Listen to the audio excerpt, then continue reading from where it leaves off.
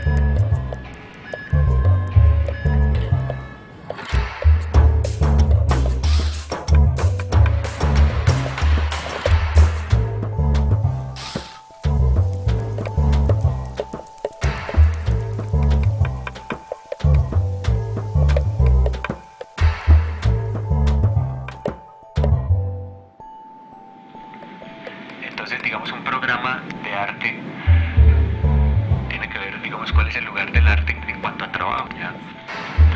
Es decir, que la obra de arte, en cuanto a su producción,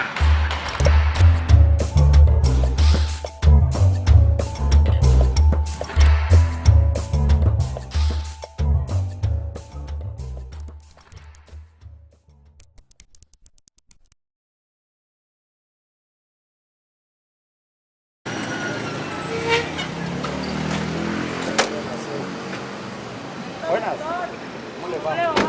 Bien. ¿A dónde hay que cortar? Apaguemos una a ver qué pasa. Apaguemos esta.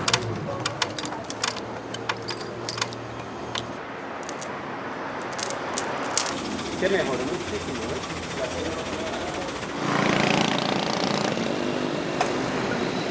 Esta casa, bueno, allí vivió Jorge Isaacs, pero esta casa no es la casa original, es reconstruida. Entonces es como sobre una cantidad de realidades y de ficciones también y de mitos. Ahí sería el sitio. Yo quisiera que hiciéramos un último ensayo.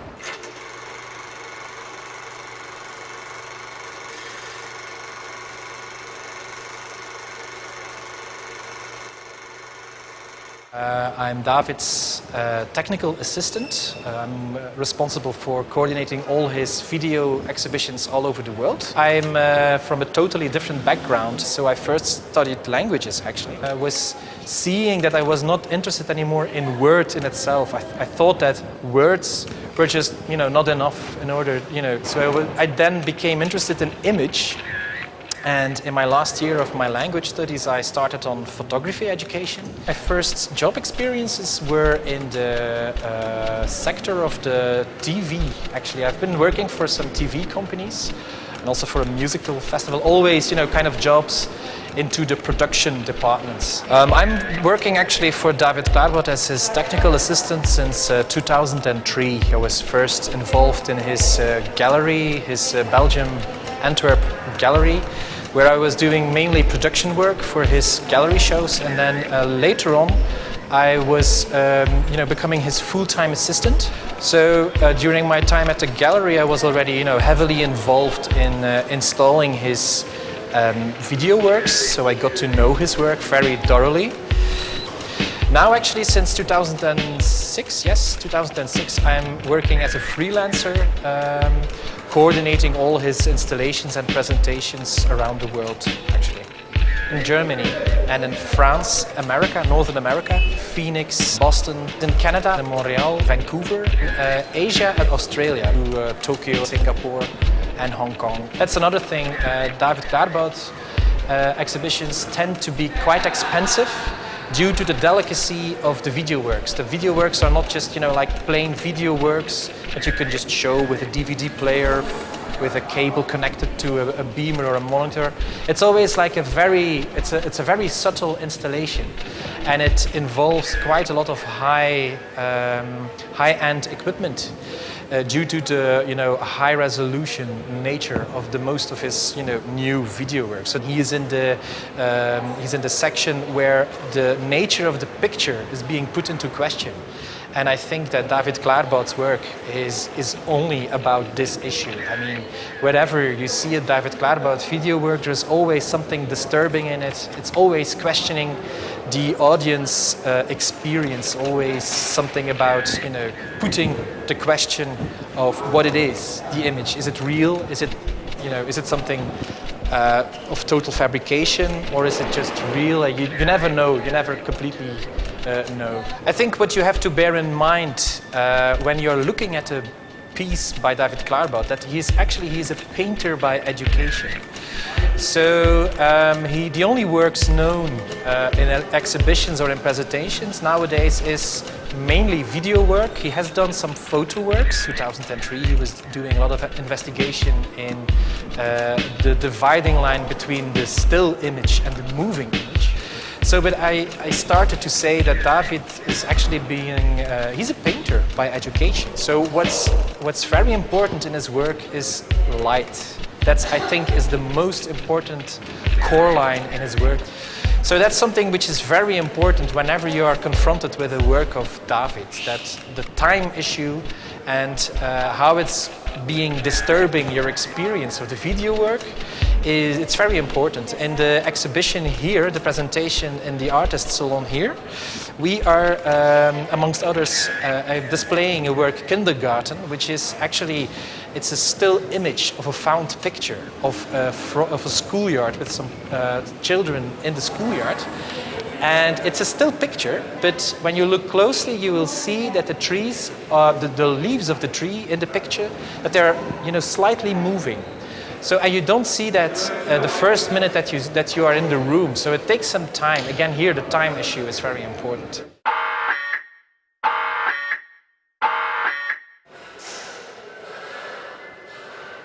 Estucar y repellar. Este es más pesado.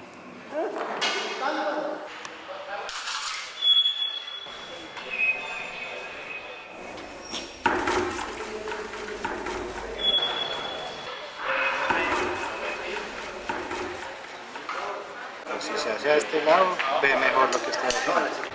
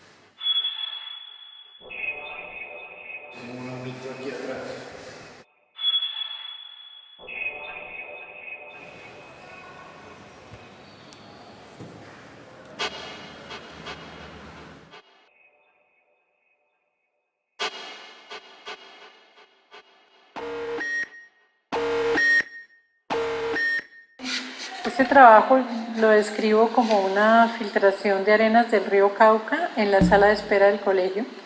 Esta era realmente la sala de espera del colegio y hemos tratado como de recrear el ambiente que tenía. ¿Esto es estuco plástico? Yo taladré la placa del techo y arriba hay un dispositivo que va surtiendo la arena de manera permanente.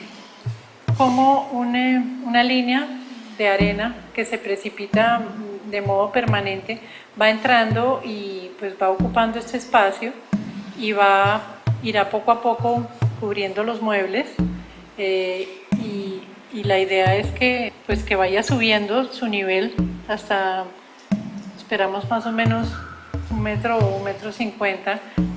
De pronto sencillamente son cubiertos por arena y pues la idea es, claro, que la gente vaya viendo qué es lo que pasa. También lo que sucede es que la arena contiene tierra, entonces se ha generado como un polvillo que ha ido cubriendo distintas cosas y entre otras el vidrio por dentro. Y pienso que de alguna manera, después de de varias semanas.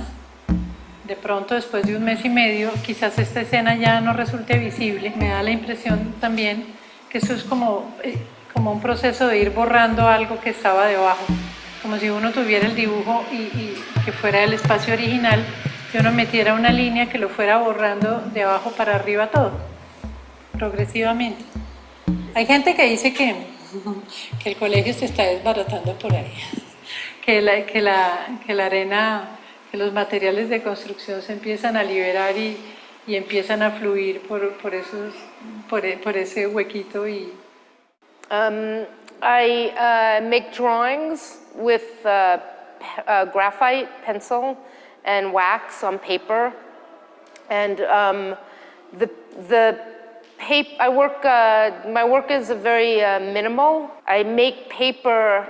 I take paper that's 100% rag paper, and then I do a process to it where I add wax to it and then take the wax out of it. And what happens is it leaves a surface that whatever mark you make on it stays. Even when you erase the mark, there's still a memory of the mark. There's a kind of luminosity that happens with my work. Because it's not retinal, it's there's something happens when you put a light on it, it just reflects back. And that's the opposite of when you're standing in person and you're looking at the work. You actually go into the drawings because there's a depth. But for some reason, what happens when you shoot it is that it actually comes back at you. So it's the opposite. So it's one of the reasons you won't find the work like on a computer, on a website, because it doesn't function in that way. It's funny because it's a problem, and yet it's not a problem. It's a problem because I understand that the internet and digital imagery is how we communicate. That's a modern form of communication, and I understand that. My art making is about something sort of very, very different, and it's interesting that it doesn't fit into the modern time, though I still believe my work is very modern, but it comes from a very old sensibility about art. It comes from a time when we took the time to look at art, and it's not fast. Like, my work's not fast. Digital is fast, computers are fast, music videos are fast, and there's lots of artwork that's fast also, painting and drawing that's very, I use the word again, retinal, that's very graphic. It's modern in that way that we look at, beautiful old pottery, and you think it's modern in a funny way, even though it's so old. It's like if you walk around look at a 17th century painting and look at the colors are so bright, they're incredibly modern. If you take a piece of art and it's really, it's the real thing, you can put it anywhere and it will be modern in its time. It's a funny concept, but I think it holds true. That's interesting because my work has been written about as like sort of the theory of postmodernism. I think that my history, like my ancestors, I think that lots of artists come from lineage, and my lineage definitely is a postmodern lineage. So, I'm not coming from a figurative lineage. I'm coming from a lineage of modernism. Sometimes it's hard to see in a minimalist lexicon what, work that you wouldn't think is important. There's a lot of work that's important to me that might not look like, when you look at my work, is important to me, but it is important. I think that's important to say. There's a lot of important words there. Bueno, esta obra se llama La historia del mundo. En realidad es un work in progress, es un trabajo que comencé hace 4 años y que espero continuar. En realidad soy fotógrafo, tengo interés por la fotografía, investigar los límites de la imagen. Y esta es parte de una investigación que tiene que ver con un gran archivo que estoy teniendo, que he comenzado a realizar hace 4 años. Y en este caso en particular lo que colecciono, tomo y demás son fotografías que aparecen ilustrando historias universales. Este tipo de historias que pueden conseguirse en fascículos, que se llaman la historia universal o la historia del mundo. De ahí el título de mi obra. En realidad, lo que investigo y lo que me llama la atención es el poco poder que tiene la imagen, sobre todo la reproducción de distintas cosas que tienen que ver con hechos históricos, el poco poder que tienen como para contar esa historia, desvinculadas de un pie, desvinculadas de un texto y de un contexto. Pero en realidad lo que me interesa es esa energía, esa clase de energía que sostiene todos estos hechos históricos, más que esta manera cronológica que se tiene en general de contar la historia. Básicamente lo que hago es desconstructurar esta historia, tomar estas imágenes que ilustran, repito, distintas partes de la historia universal y reconvertirlas, desestructurarlas tanto en su espacio-tiempo, quitarles el pie y presentarlas de esta forma, que es una forma acronológica, una forma, diría, planteada de una manera atemporal. En realidad elijo este tipo de montajes porque creo que evocan el mismo mecanismo que tiene la memoria, que yo vivo como un sinfín, como una especie de negro, desde donde aparecen los recuerdos, donde aparecen las imágenes. En general, cuando uno recuerda esta historia, no la recuerda cronológicamente, sino que tiene estos saltos en el espacio-tiempo, en donde uno puede retener una imagen de hace 7 siglos y de pronto pasar a un pensamiento que tiene que ver con hace 5 días, o simplemente pensar en el futuro y así. Y lo que pretende esta instalación es envolver al espectador en esa clase de aura que se desprende de estas historias no contadas. Lo que trato es de capturar esa energía, trato de capturar esa sensación de la historia, más que contar una historia puntual o particular. Y en realidad uno trata de, cuando habla de fotografía o habla de la imagen fija, habla de un plano, habla de 2 dimensiones y habla de un estatismo de la imagen. Esta técnica lo que me permite es generar algo cinético con una imagen fija. Y también permite que el espectador interaccione con esa cineticidad, con ese movimiento. Y sinceramente creo que es un límite de la percepción. Me parece que esto es mucho más parecido a las cosas, a la realidad de las cosas, que quizás la fotografía misma.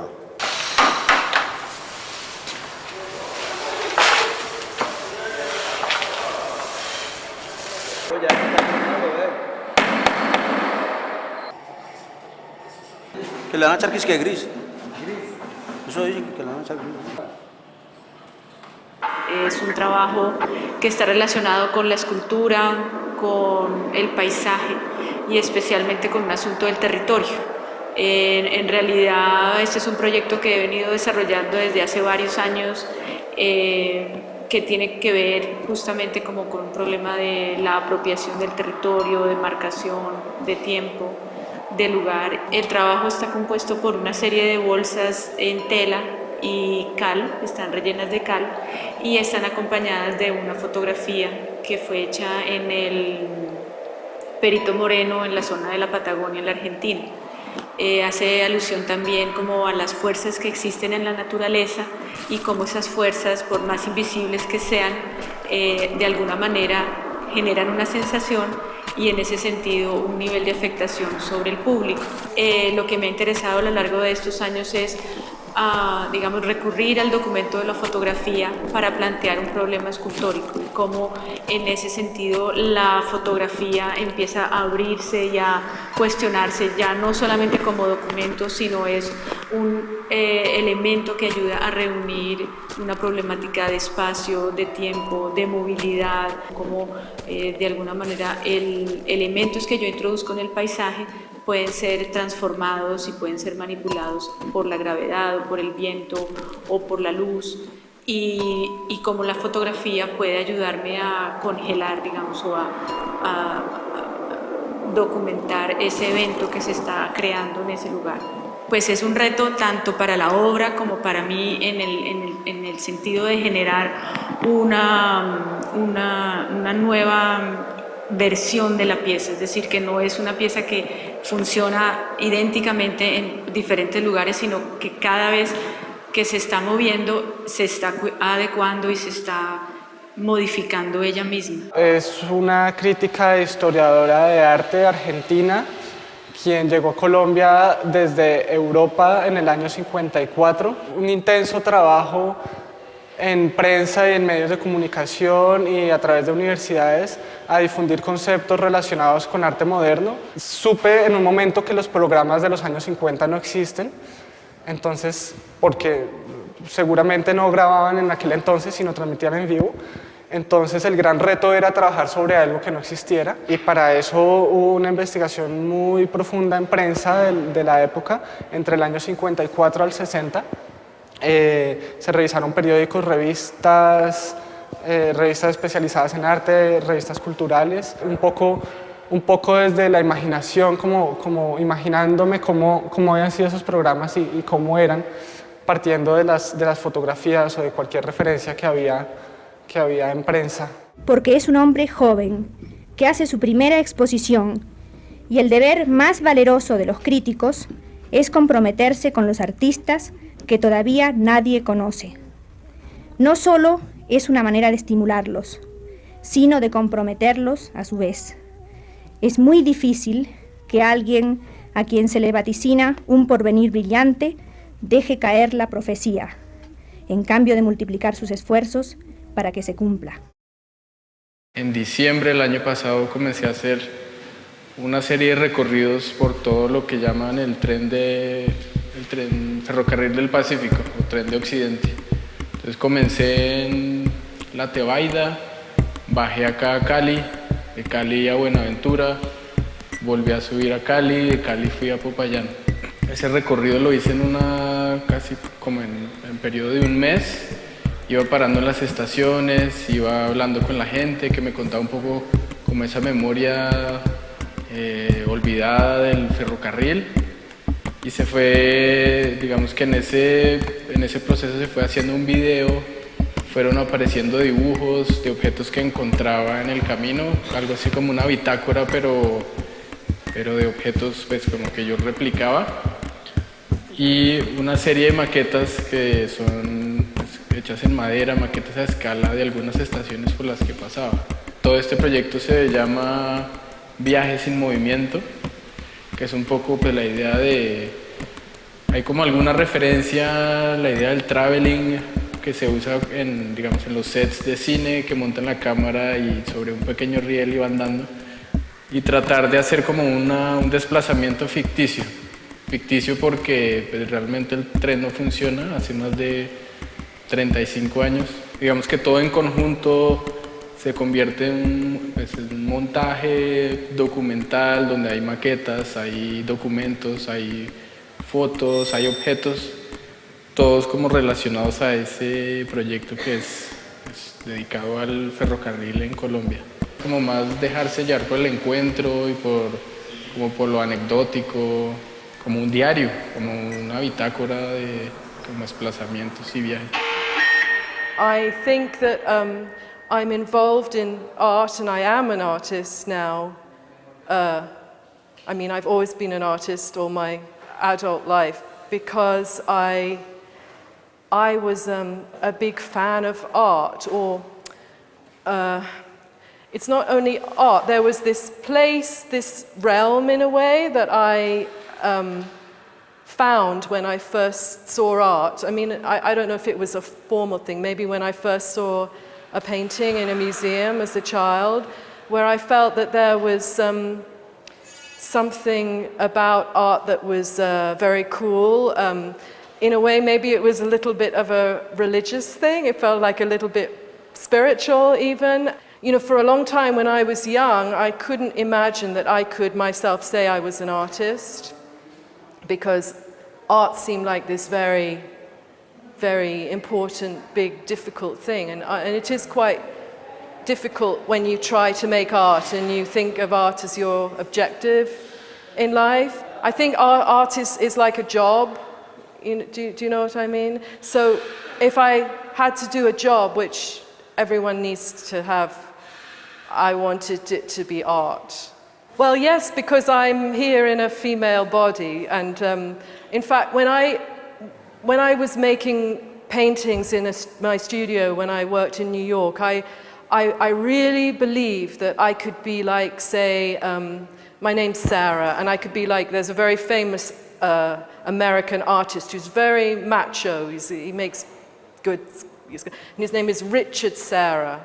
And I thought, you know, I'm making a joke now, but that Sarah, Richard. So I thought that I could make work exactly like a man, because I really did not want to. First of all, I dislike art being attached to one's personality, but that is how Western art operates. And so often when you're a woman, this is a double problem, because, okay, so you have the idea of Jackson Pollock, and it's his personality as well as his work and all that. And when a woman makes work in the art world, it's supposed to be referential to her body or her emotion.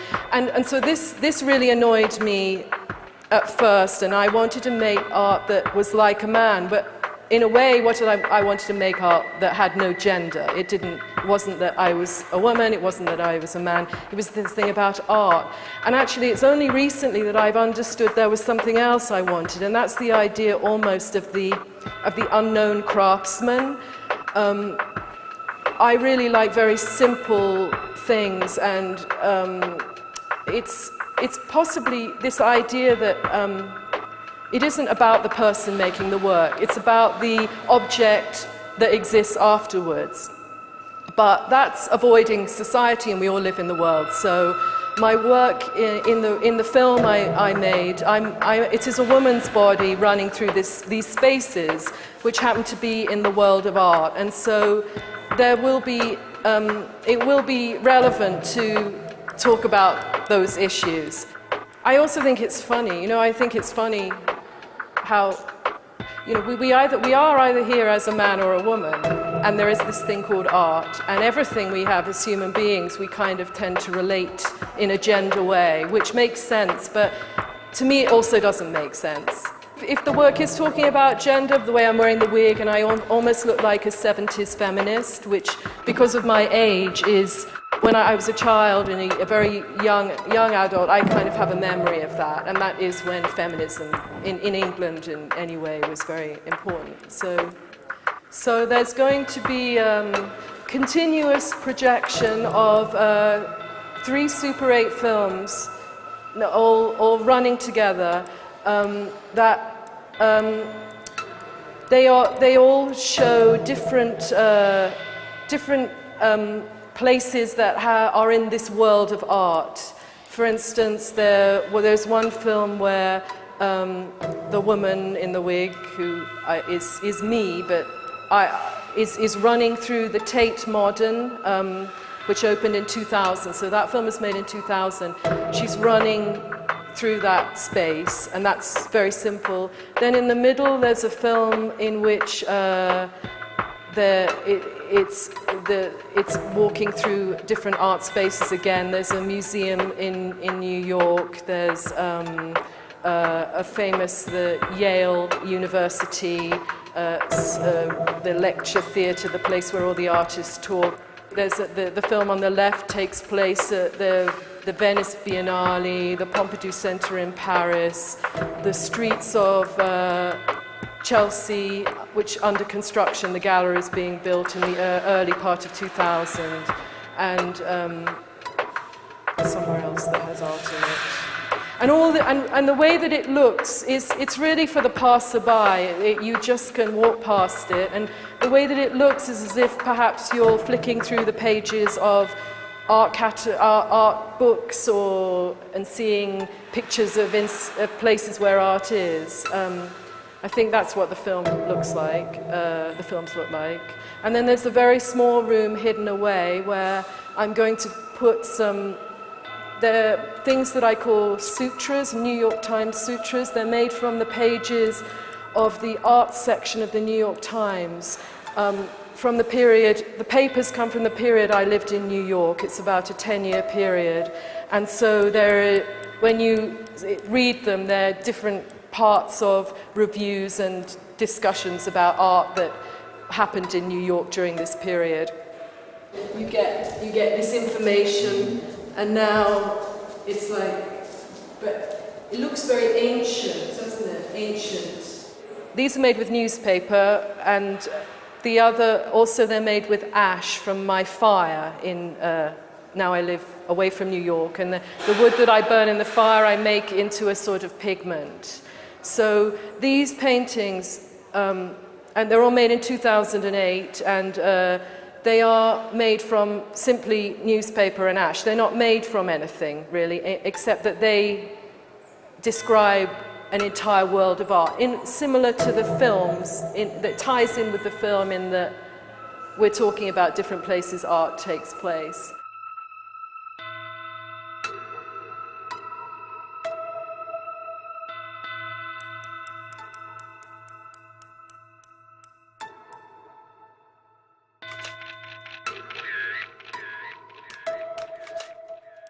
La curaduría se llama Así narra el fotógrafo. Es un proyecto que quiere recoger la historia de Toro desde otra mirada, la mirada de Chepe Castro, mi abuelo, quien fue en esa época, entre 1915 y 1945, el fotógrafo del pueblo. Él se ganaba la vida tomando retratos. De él destaco esa sensibilidad, una composición con mucho rigor, muy depurada, pero al mismo tiempo como un sentido poético que se ven en las fotos, y como si fuera poco también un afán como de cronista, como de periodista, si lo pudiéramos decir así, porque él no solamente retrataba los eventos por los cuales la gente iba a pagarle las fotografías, estamos hablando como de primeras comuniones, cumpleaños, la famosa foto oficial de la familia, sino también de eventos por los que yo puedo suponer que nadie le pagaba el retrato, como eran los reinados en el 15 de agosto con las fiestas patronales, los desfiles de Semana Santa, la llegada del primer carro a Toro, que fue una gran noticia, la construcción de la planta de los hermanos Barona que dio pie al acueducto. Entonces, en los valores que tiene la fotografía de José María Castro son varios, artísticos, y ahí pues estamos hablando como de un valor de composición, un valor estético, pero también narrativo, en la medida en que una escena de la vida costumbrista de 1915-1945 se puede leer en sus retratos. Fuera de eso empiezo yo a descubrir que la gente siempre está mirando a la cámara, entonces yo digo que es un encuentro de tres miradas. El público retratado mira a la cámara, el espectador de ahora mira lo que mi abuelo miró cuando hizo clic en la cámara. Cuando uno mira los retratos colectivos de mi abuelo, encuentra que la gente está preguntándose algo, por lo menos eso se puede interpretar. Entonces es como un homenaje a un espíritu de la época, siglo XX, pero dadas las distancias que hemos tomado por la tecnología con el siglo XXI, ese siglo XX se parece mucho a lo que nos quedaba del siglo XIX.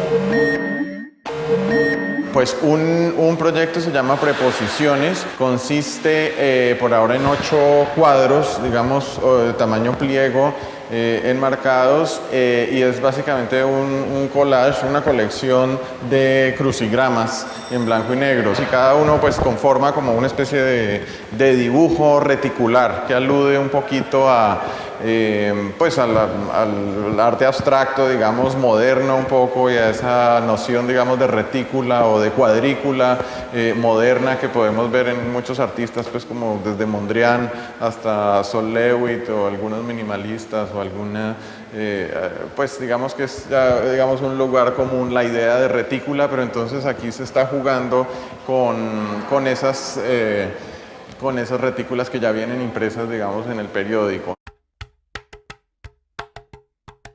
Es, digamos, una segunda parte o una reedición de un cuadernito, de estos cuadernitos escolares. Tiene ese diseño relatado, digamos, de memoria, una serie de trabajos que han hecho estudiantes míos en clases de dibujo. Digamos, he hecho una colección, una recolección de memorias de trabajos que me han presentado. Entonces hago como unas frases que relatan un poco la idea de ese trabajo que me han presentado. Y cada uno de estos trabajos a su vez pues respondía a algún ejercicio en particular que yo había puesto en las clases de dibujo y a su vez reflexionaba sobre los aspectos, digamos, inherentes al dibujo, cosas que tienen que ver con punto o con línea o con recorridos, o muchos son acciones realmente, ¿no? Son cosas que se puedan como contar, pero se relata es un poco la acción o el gesto que tuvo lugar y hay una conexión por allá en el fondo con ideas muy centrales o aspectos muy fundamentales del dibujo. Es un trabajo, es una serie de libros de la biblioteca de nosotros, que lo que hacemos es abstraer pues toda la información de los libros, de las carátulas de los libros. Extrayendo o eliminando, digamos, los textos y las figuras, tienen también una referencia bastante directa con la pintura abstracta general, pues digamos la pintura moderna o de toda una tradición también posterior de arte abstracto y de pintura abstracta, eso que se llama pues como color field, pues como campos de color o la abstracción geométrica, todos de alguna manera tienen que ver por allá en el fondo o con el proceso o con la actividad de pintar o con la idea de coleccionar o con el arte mismo o con la percepción. Entonces sí, aunque del diseño pintado se ha extraído el título, sí queda, digamos, registrado luego en el objeto en una pequeña cinta donde escribimos el nombre y el autor simplemente como por referencia y como esa cintica, digamos, constituye algo así como la ficha técnica de cada una de las pinturitas. Van a ir extendidos pues en el piso, en unas telas como a la manera pues como se venden en la calle los libros, ¿sí? Y un poco estetizado todas esas formas pues alternativas de comercio.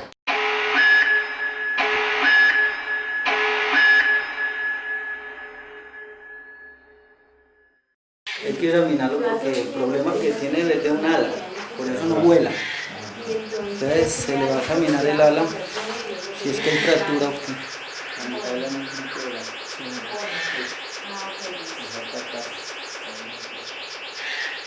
La gente de los casas es que particular en el caso. La Wala me dijeron que se llama. ¿Ah? Nunca la he visto. Nunca la he visto. El olor es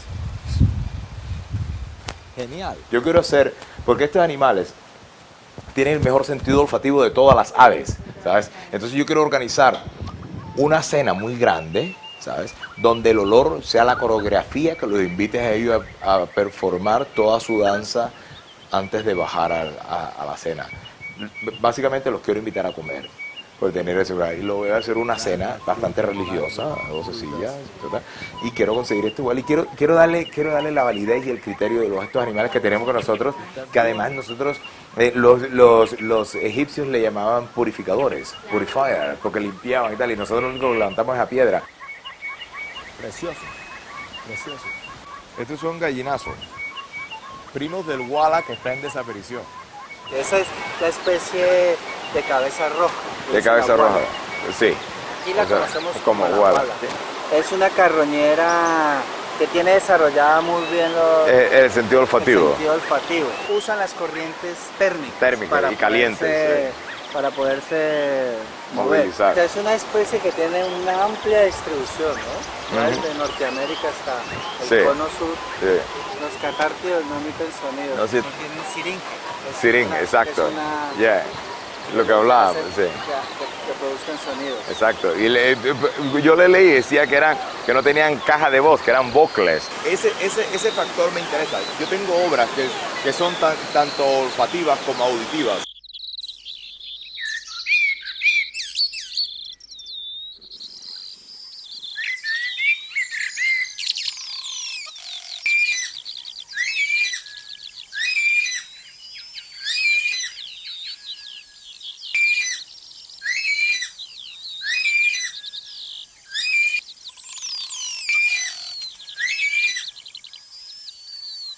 Su forma de comunicación tiene que ser visual y tiene que tener una cantidad de gesticulaciones de cabeza que tiene... También despliegues. Despliegues. Por ejemplo, si usted ve, los cóndores hacen despliegues, el macho, la hembra al Claro. macho.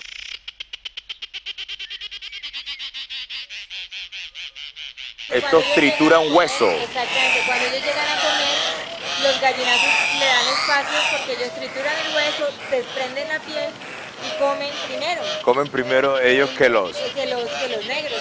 Pero estos siguen siendo animales de carroña, estos no matan. No matan, ninguno mata. Si llegan a comer el proceso de descomposición. Qué hermosura de animal. El turkey vulture, usted lo diferencia al vuelo desde lejos. No necesita verle la cabeza roja ni nada, pues, porque tiene características típicas.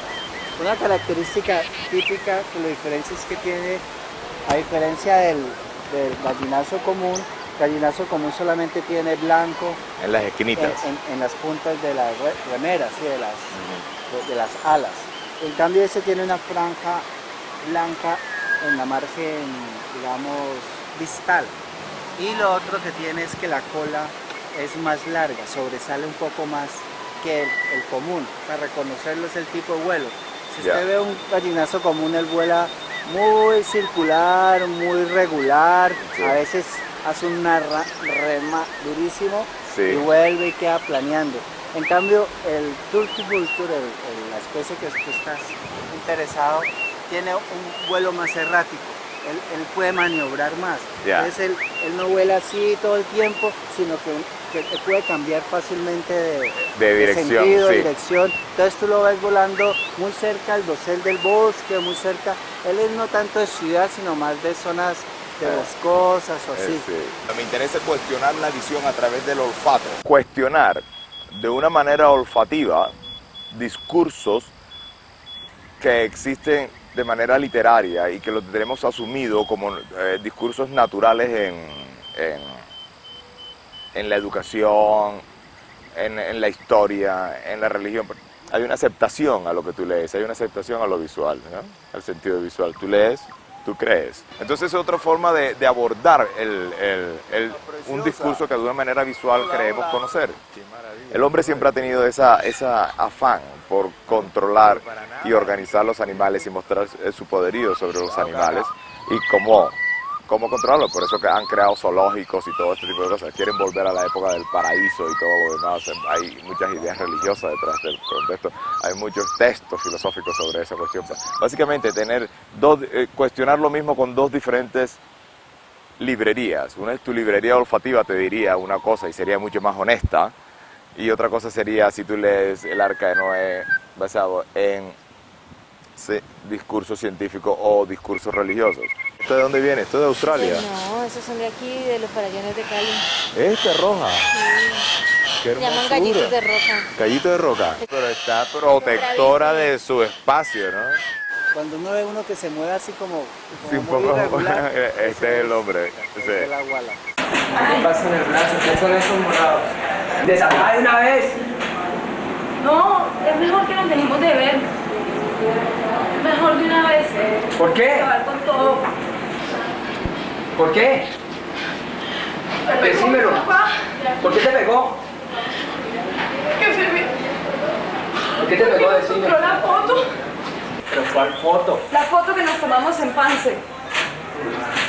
Para este salón me interesaba trabajar con archivos de Cali, sobre Cali, y a propósito pues que el salón vino o tenía sede por primera vez en esta ciudad, entonces quería hacer un trabajo que tuviera mucha relación con el contexto. Entonces fue cuando decidí trabajar con Eduardo. Con Eduardo, digamos, tenemos como una amistad, entonces hemos pasado mucho tiempo hablando, conversando sobre lo que él hace. ¿Qué te puedo decir del trabajo? He trabajado aproximadamente unas 40 películas de cine colombiano entre cortos, largometrajes y medios. Y a partir de eso, como la revisión de los archivos que él tenía y que él grabó de los castings y ensayos de algunas películas del cine colombiano.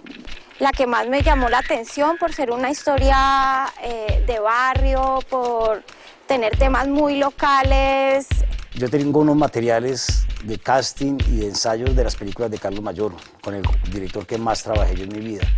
A Ana María se le ocurrió, tuvo la idea de hacer una edición o un montaje con esos materiales. Es una reconstrucción de la película Aquel 19 o de partes de la película Aquel 19 a partir de los castings y los ensayos que se hicieron en la época, siguiendo la narración lineal que tiene la película. Esto más no llega, hermano. Un calor el berraco, ¿sí o no? Yo estoy mejor. ¿Qué hubo, hermano? Alberto. ¿Bien o qué? Está bien. ¿Ves qué? ¿Todo bien? ¿Qué hacen o qué? Hermano, sí, esperando. ¿Qué? Aguantando calor, hermano. Nada de mono, Y está en calor el berraco, el calor más berraco del mundo que está haciendo ahora. Ya me lo contaron. ¿Cómo así? No, nada, hermano, no, usted no me haga que Mauricio está echado, es la mejor hembrita del barrio, hermano. Sí, es la mejor ¿cómo se dieron hembrita del cuenta? barrio. Todo el mundo lo sabe, Sí, lo sabe. Háblale vos, Siempre te va a echar bala. De la gente que está en el video de Aquel 19 que está pasando en el Salón Nacional, la única que queda trabajando como actriz es Marcela Agudelo. De resto todos son actores naturales que se conseguían como amigos, hijos de amigos, familiares de amigos. Nos interesó que un personaje fuera, digamos, actuado o recordado por distintos actores dentro del casting. En ese sentido, creo que el trabajo fue un ejercicio de edición a partir de una investigación y de conversaciones con Eduardo. Con Mayolo la cuestión era de que nosotros fuera de ser amigos y la relación de directora, camarógrafo o amigo de ensayos, yo era un cómplice de Mayolo en su trabajo y en su vida, pues. El cine en Colombia y la mayoría, digamos, de estos lenguajes utilizados para la comunicación mediática han sido construidos por hombres y me interesa revisar como en mis trabajos ese tipo de cuerpo masculino. Entonces por eso me interesa revisar archivos o reconstruir cosas o reeditar. Inicialmente eso se hacía era porque recién descubríamos el video y era muy práctico para economizar material de cine y hacer los ensayos con los actores y llegar ya más maduros al rodaje realmente. El trabajo más importante de este ejercicio es como preguntarse por la noción de edición en contraposición a la noción de creación. Realmente nunca lo pensamos como edición, que yo los conservé porque yo conservo todo ese material, pero realmente si se hubiera quedado en manos de los productores muchas veces me borraron material por no comprar un cassette que costaba 500 pesos en esa época para volver a grabar otro ensayo. Yo porque los conservaba y me los llevaba para mi casa y los conservaba, si no, no hubiera ninguno de esos materiales. El trabajo le da como una importancia muy grande a la anécdota, a lo que es la anécdota, la historia, la narración, y también en ese sentido creo que es importante traerlo a discusión pues, a nivel del arte. Subir el brazo lentamente y la pasar por aquí. Mira para la ventana. Está bien. No importa. Ahora por encima de ella coge la bolsa. Eso. Saquen la vena y esto. La única salida. La única salida.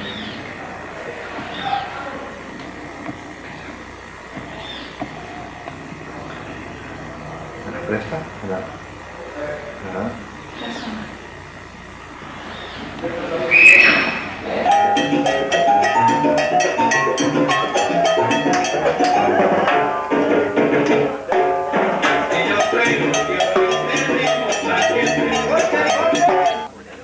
Quítese de ahí, hombre. ¡Qué bonero! Ese luego espantoso. Alberto y Rosa se mataron. ¿Cómo así? Sí, hombre, se mataron. ¿Pero por qué? Hace media hora los encontraron. Todo por ese viejo desgraciado. Les hizo la vida imposible. Eso tiene mucho valor en la historia del cine caleño, en la historia del cine colombiano, y pues no podemos perderlo, porque ahí están muchas cosas, ensayos de actuación, ensayos de casting, Mayolo dirigiendo. Pero el trabajo mismo se pregunta por la noción de creación a la que, digamos, la creación que es atribuida como al artista. No, Mayolo estaba muerto, ya no piensa. ¿Qué puedo decir yo? No puedo pensar por Mayolo. Me interesa como reflexionar sobre ese tipo de lenguajes y cuáles han sido, y revisar pues cuáles han sido sus consecuencias en 3 paneles que se salían un poco de la pared. El espacio era muy cargado, yo misma digamos que lo había propuesto ese espacio, entonces al elegir los paneles para colocar los televisores era como darle la espalda un poco a ese espacio tan cargado que era la enfermería del colegio. Sí, como un espacio de paso que conectaba como dos pasillos. Eso me parecía chévere. ¿Estás grabando? Dale, ¿no?